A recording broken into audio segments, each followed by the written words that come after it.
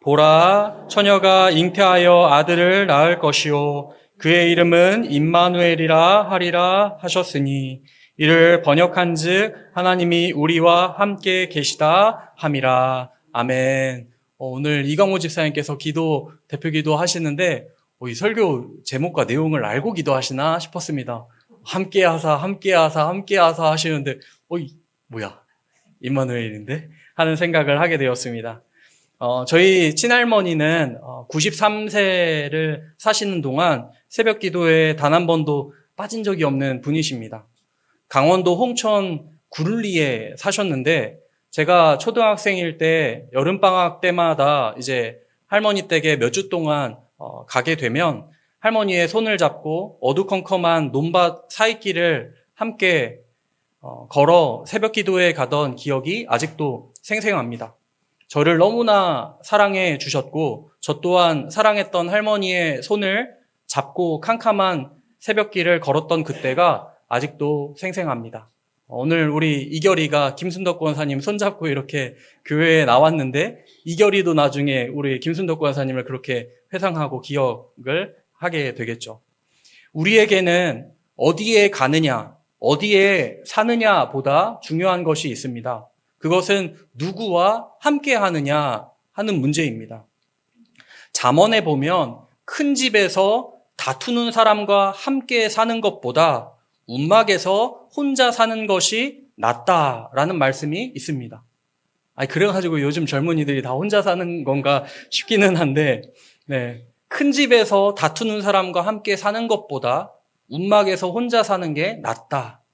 그러니까 누구랑 함께 하느냐가 중요하다 이렇게 말씀을 합니다. 누구와 함께 하느냐에 따라 모든 것이 바뀌는 것을 우리 성도님들도 경험을 해보셨을 것입니다. 좋은 사람과 함께 하면 그저 그런 음식도 맛있게 느껴지고 장소도 좋아 보이고 좋은 기억만 남게 됩니다. 모든 게 다 좋지요. 그래가지고 저는 우리 소연 사모랑 어디를 가든 무엇을 먹든 너무너무 좋고 행복합니다. 누구와 함께 하느냐, 그게 중요합니다. 누구와 함께 하느냐. 그리고 성경 전체는 우리와 함께 하시는 하나님, 임마누엘 하나님을 우리에게 말씀합니다.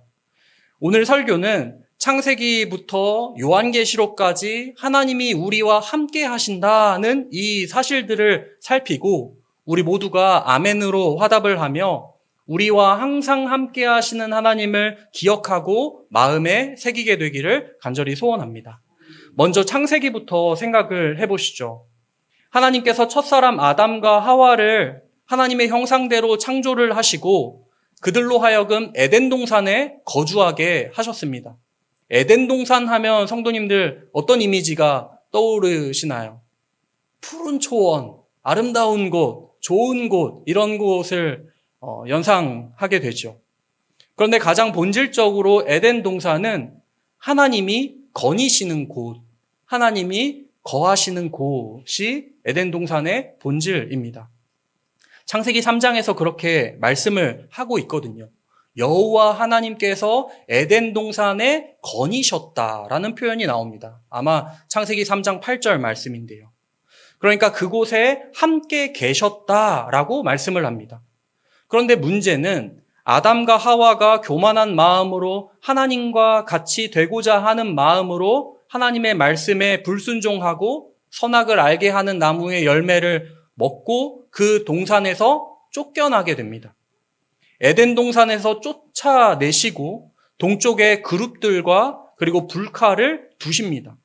거룩하신 하나님께 나아갈 수 없도록 길을 차단하셨고 죄로 인한 하나님과의 관계의 단절을 우리에게 보여줍니다. 그러면 하나님은 더 이상 인류와 함께하지 않으시는 걸까요? 당연히 아닙니다. 그 성경의 족보를 보면 무두살라와 노아와 같은 사람들은 하나님과 동행하였다라는 이 직접적인 표현이 등장을 하고 아브라함, 이삭, 야곱과 같은 사람들에게는 하나님께서 언약을 세우시면서 내가 너와 함께 하겠다 약속을 하십니다. 성도님들, 위대하신 하나님, 전능하신 하나님, 영원하신 하나님이 우리와 항상 함께 하겠다. 이 약속을 해주신 것은 우리에게 크나큰 은혜입니다. 이사야 43장 1절과 2절 말씀 한번 보실까요? 이사야 43장 1절과 2절 말씀인데요. 제가 읽겠습니다. 야곱아, 너를 창조하신 여호와께서 지금 말씀하시느니라. 이스라엘아, 너를 지으신 이가 말씀하시느니라. 너는 두려워하지 말라. 내가 너를 구속하였고 내가 너를 지명하여 불렀나니 너는 내 것이라. 내가 물 가운데로 지날 때에 내가 너와 함께할 것이라. 강을 건널 때에 물이 너를 침몰하지 못할 것이며 내가 불 가운데로 지날 때에 타지도 아니할 것이요 불꽃이 너를 사르지도 못하리니. 찬양 중에 내가 너를 지명하여 불렀나니 너는 내 것이라, 이 찬양 있죠? 그 가사, 그 말씀입니다. 그런데 2절에서 뭐라고 말씀합니까? 너가 물 가운데로 지날 때에 내가 너와 함께 하겠다. 강을 건널 때에 물이 너를 침몰하지 못할 것이다. 불 가운데로 지날 때에 타지도 아니할 것이다. 불꽃이 너를 사르지도 못하리라. 무슨 뜻입니까? 내가 너와 함께하며 내가 무슨 수를 써서라도 너에게 문제가 생기지 않게 내가 너를 보호하겠다. 내가 너를 지키겠다. 이 말씀입니다. 그리고 구체적으로 이 말씀은 출애굽한 이스라엘 백성이 홍해를 건널 때를 회상시킵니다. 홍해의 그 바다가 갈라지고 이스라엘 백성들이 그 가운데로 걸어갈 때 애굽의 군대가 이스라엘 백성들을 잡기 위해 추격을 해옵니다. 위기의 상황이죠. 그때 이스라엘 백성이 다 건너자 갈라져 있던 홍해가 다시 강하게 흐르면서 애굽의 모든 군대는 바다에 빠져 다 죽게 됩니다. 물 가운데로 지날 때에 하나님께서 이스라엘 백성과 함께 하셔서 애굽의 뛰어난 군대가 해치지 못하도록 하나님이 보호를 하신 겁니다. 하나님이 함께 하시는 것, 출애굽에 있어서 가장 중요한 조건이 무엇이냐 하면 하나님이 함께 하시는 것이었습니다. 뜨거운 사막 햇볕 아래에 있을 때에는 구름 기둥으로 함께 하시고 추운 저녁 시간에는 불 기둥으로 하나님이 함께 하셨습니다. 출애굽에 있어서 이스라엘에게 가장 중요한 조건은 그들의 지혜, 지식, 능력, 경험, 노력 다 아닙니다. 그저 하나님이 함께 하시느냐, 그것이 가장 중요한 조건, 아니 유일한 조건이었습니다. 우리 삶도 마찬가지입니다. 우리 인생의 성패와 신앙생활의 성패 다 어디에 달려 있습니까? 하나님이 나와 함께 하시는가? 거기에 달려 있습니다. 하나님이 나와 함께 하고 계신다면 비록 초막에 살고 있더라도 복된 인생이고, 하나님이 나와 함께 하고 계신다면 비록 빚과 카드값에 허덕이고 있을지라도 영원한 생명을 얻은 값진 인생이 됩니다. 성도님들, 지금 나 자신에게 질문을 한번 해봅시다.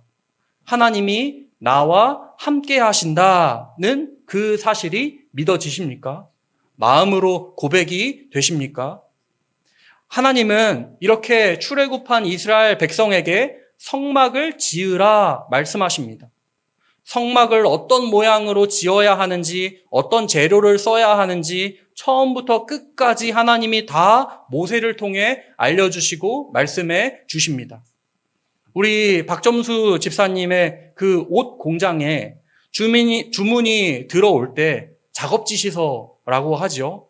어떤 원단을 쓰고 부속물을 쓰고 어떤 사이즈로 만들어 주십시오. 이런 작업지시서가 오지 않습니까? 하나님이 이 성막 작업지시서를 모세에게 주신 겁니다. 하나님이 이스라엘 중에 거하실 성막을 계획하시고 지시하신 거죠. 그런데 성도님들, 구약의 성막을 이야기하면서 우리가 신학적으로 한 발 더 나갈 필요가 있는데 무엇이냐 하면 첫사람 아담과 하와가 살았던 에덴 동산과 이스라엘 백성이 출애굽을 하고 만든 성막이 유사하다라는 것을 우리가 알아야 합니다. 우리 세 가지 정도를 보기 위해 앞에 화면을 준비했는데요. 에덴 동산과 성막의 유사점입니다. 첫 번째로는 하나님의 임재, 임마누엘의 공통점이 있죠. 에덴 동산에서는 하나님께서 거니시고 동행을 하셨고요. 성막은 당연히 하나님의 구름과 영광을 보이시면서 하나님께서 임재를 하십니다. 두 번째 볼게요. 동쪽 출입구와 그룹이라는 공통점이 또 있습니다. 에덴 동산은 아담과 하와가 범죄한 후 하나님께서 동쪽 출입구를 막고 그룹과 불칼을 두어 접근하지 못하도록 막으셨습니다. 성막은 출입구가 똑같이 동쪽에 있고 성소와 지성소를 구분하는 휘장에는 그룹이 수놓아져 있습니다. 그리고 하나님께 나아가는 길이 제한되어 있죠. 마지막 세 번째 보시면 제사장의 역할입니다. 에덴 동산에서 하나님이 경작하며 지키라 이 말씀을 하실 때 이 경작하며 히브리어 아바드랑 지키라 히브리어 샤마르가 똑같이 어디에 쓰이냐 하면 성막에서 제사장이 성소를 섬기고 지키라 이렇게 하나님이 명령을 하실 때 똑같은 동사가 여기에 쓰입니다.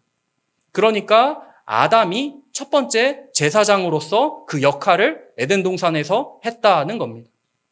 성막은 우리가 잘 알다시피 제사장이 하나님의 임재가 있는 곳에서 봉사하며 하나님을 섬겼죠.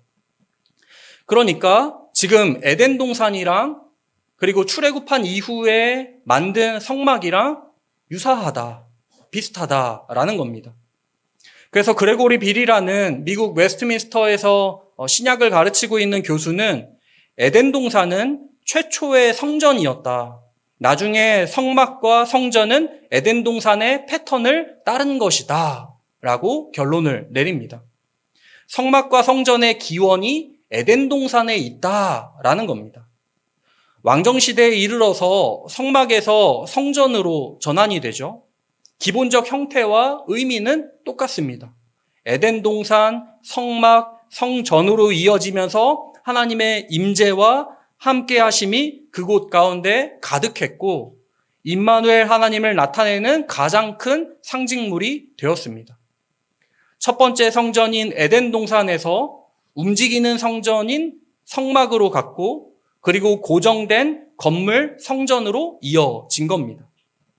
여기서 하나님이 우리와 얼마나 함께하고 싶어 하시는지 그 마음을 우리가 느껴야 합니다. 하나님께서 우리와 얼마나 같이 지내고 같이 살고 싶어 하시는지 에덴 동산에서 성막으로 성전으로 이어지면서 하나님은 계속 나는 너희와 함께하겠다 말씀을 하고 계십니다. 그런데 문제가 발생합니다. 이걸 어떻게 설명하면 좋을까 고민을 많이 했는데 유명한 언어학자 소시르라는 학자가 있는데 이 사람의 이론을 차용해서 설명을 드리면 좋겠다 하는 생각을 하게 됐습니다. 이 소시르라는 유명한 학자가 기호를 두 가지로 나누어 설명합니다. 하나는 기표이고 하나는 기의입니다. 기표는 표, 쉽게 말해 겉모양, 이름, 문자를 뜻합니다. 반면에 기의는 의미, 뜻, 단어의 개념, 내용을 뜻합니다. 예를 들어 십자가라고 하면 기표는 십자가라는 단어나 십자가 모양을 가리킵니다. 반면에 기의는 십자가에 담겨있는 의미, 뜻, 예수님의 희생과 구원의 의미를 뜻합니다. 이해되시나요?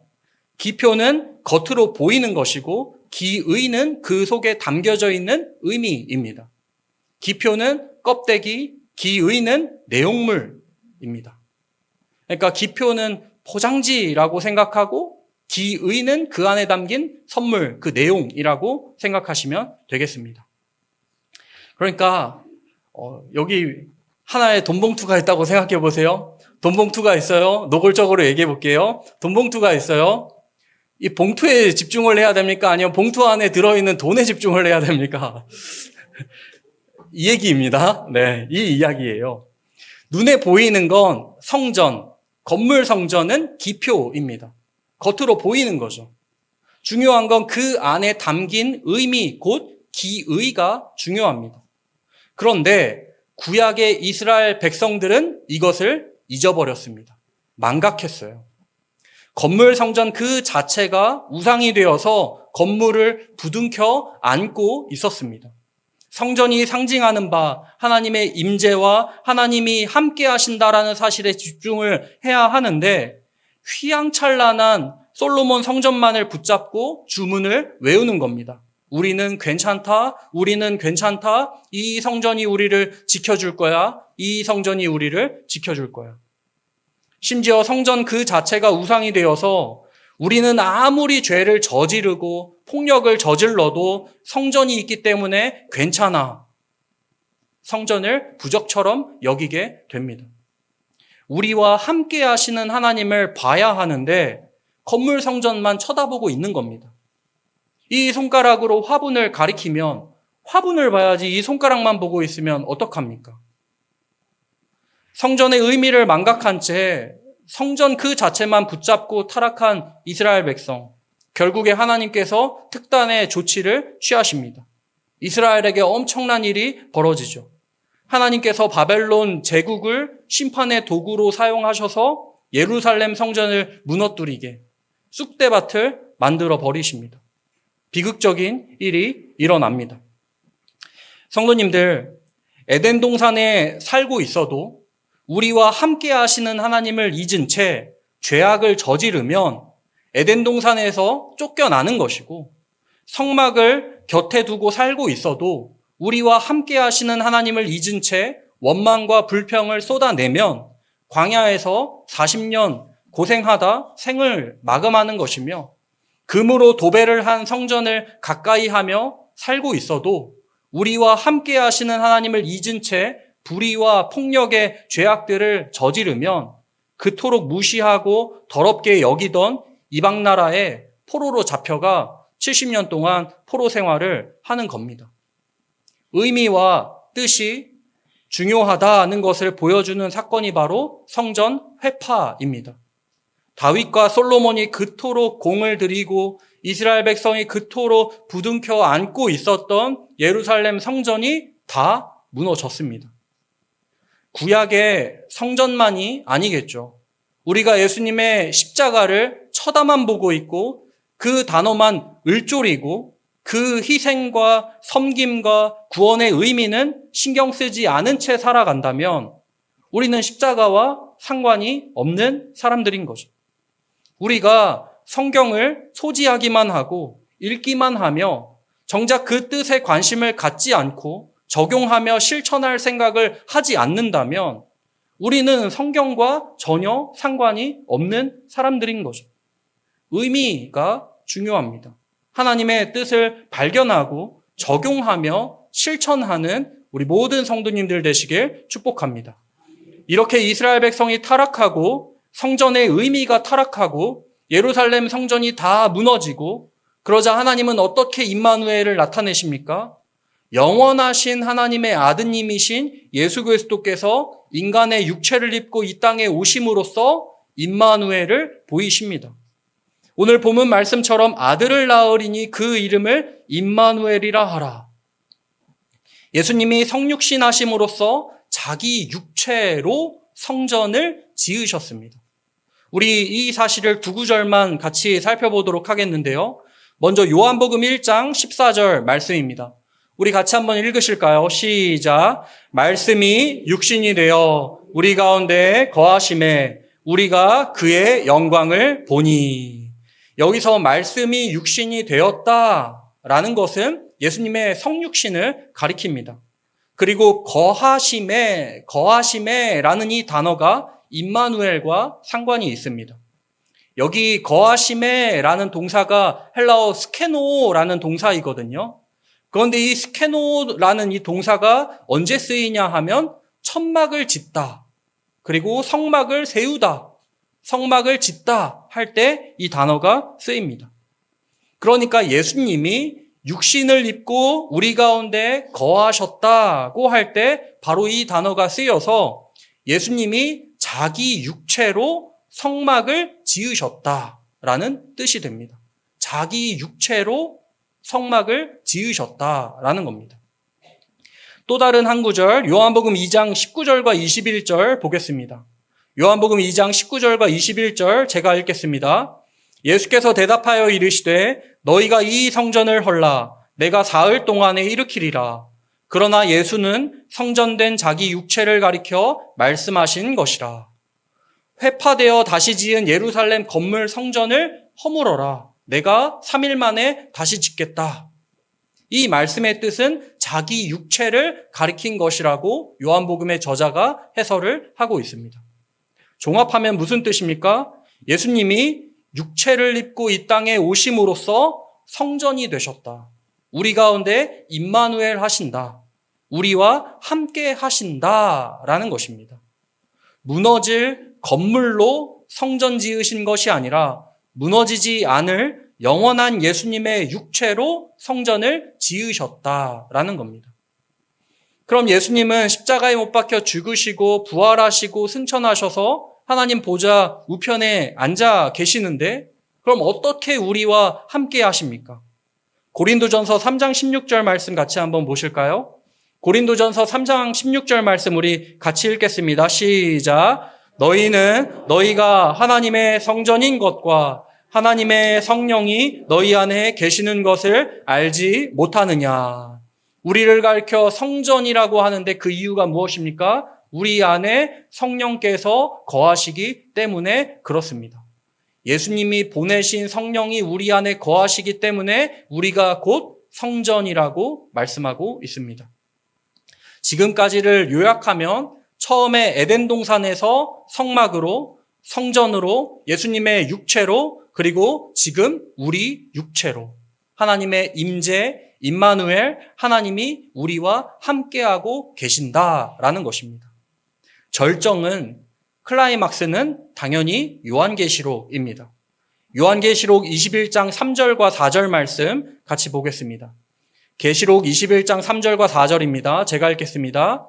내가 들으니 보좌에서 큰 음성이 나서 이르되 보라 하나님의 장막이 사람들과 함께 있음에 하나님이 그들과 함께 계시리니 그들은 하나님의 백성이 되고 하나님은 친히 그들과 함께 계셔서 모든 눈물을 그 눈에서 닦아주시니 다시는 사망이 없고 애통하는 것이나 곡하는 것이나 아픈 것이 다시 있지 아니하리니 처음 것들이 다 지나갔음이러라.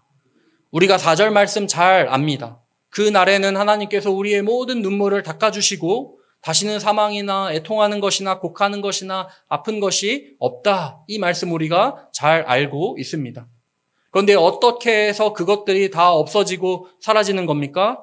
3절 말씀처럼 하나님의 장막이 사람들과 함께 있음에 하나님이 그들과 함께 계시리니 하나님은 친히 그들과 함께 계셔서 이 모든 아프고 속상하고 상처가 되었던 모든 것들이 없어진다고, 사라진다고 말씀을 하고 있습니다. 오늘 길게 설명을 드렸지만 정리하면 간단합니다. 하나님은 에덴 동산에서부터 임마누엘 함께 하셨습니다. 성막을 통해서도 성전을 통해서도 예수님의 육체를 통해서까지 우리와 함께 하셨습니다. 오늘날에는 우리 안에 거하시는 성령님을 통해 우리와 항상 함께 하십니다. 시간과 장소와 상관없이 우리와 항상 함께 하십니다. 그리고 승천하신 예수님이 다시 오시는 그날 우리는 더더욱 선명하게 하나님과 항상 함께하며 모든 고통과 슬픔과 아픔이 없이 오로지 우리가 사랑하는 하나님과 영원토록 항상 함께할 것입니다.